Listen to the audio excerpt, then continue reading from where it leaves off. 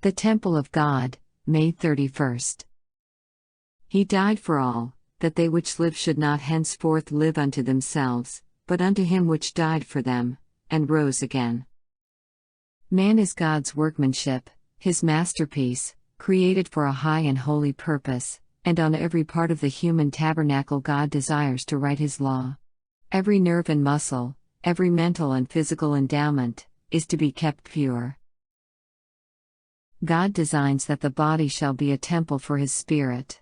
How solemn then is the responsibility resting on every soul. If we defile our bodies, we are doing harm not only to ourselves, but to many others.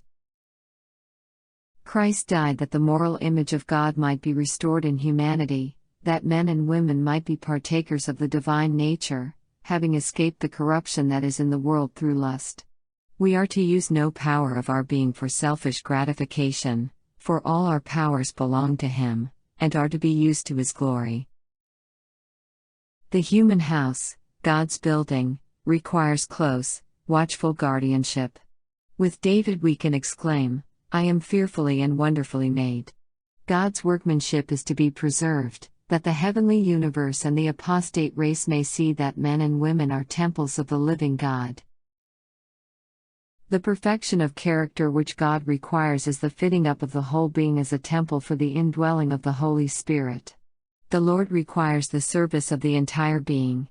He desires men and women to become all that He has made it possible for them to be. It is not enough for certain parts of the human machinery to be used. All parts must be brought into action, or the service is deficient.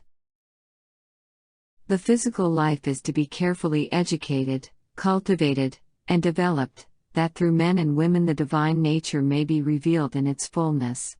God expects men to use the intellect He has given them. He expects them to use every reasoning power for Him. They are to give the conscience the place of supremacy that has been assigned to it.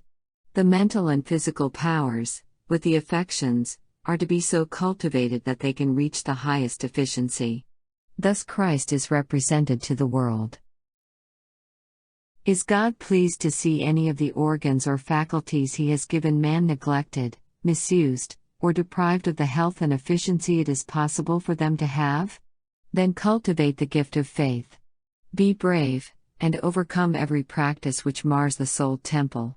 We are wholly dependent on God, and our faith is strengthened by believing, though we cannot see God's purpose in His dealing with us, or the consequence of this dealing. Faith points forward and upward to things to come, laying hold of the only power that can make us complete in Him.